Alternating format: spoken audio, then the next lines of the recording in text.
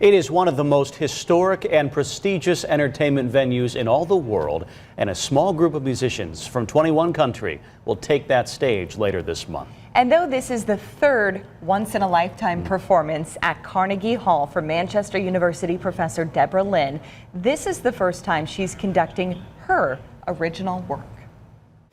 Okay, here we go.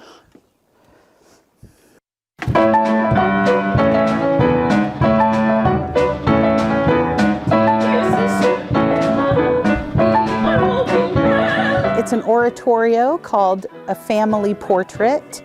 I guess I finished it in about 2013 was when, but it took me about 3 or 4 years to compose. Edwin has decided that she is a pretty good beast.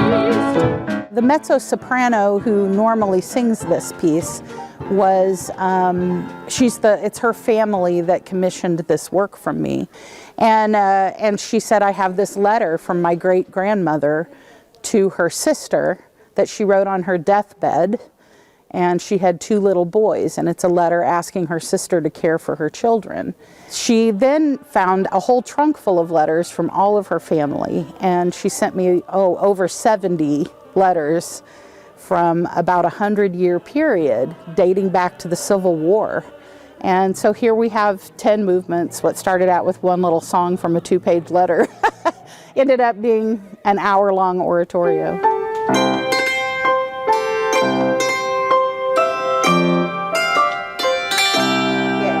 The very first time we performed at Carnegie Hall, I had to send an audition tape of my choir, and we did a short, like 20-minute solo performance.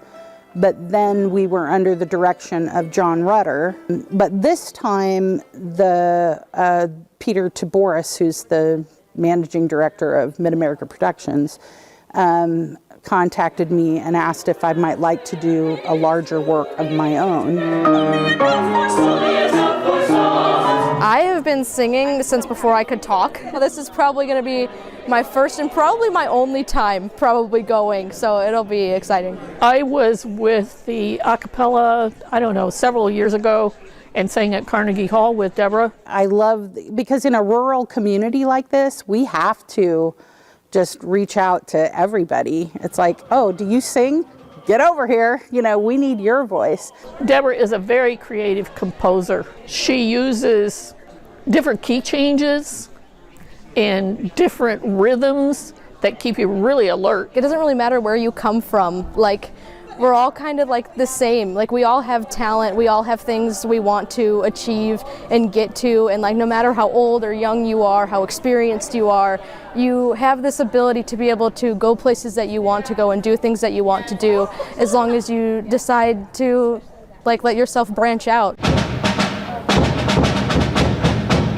The big takeaway is that there's some cool stuff going on. You don't have to be in Indianapolis or Chicago. I love just gathering people together, and music can do that in a way that nothing else can.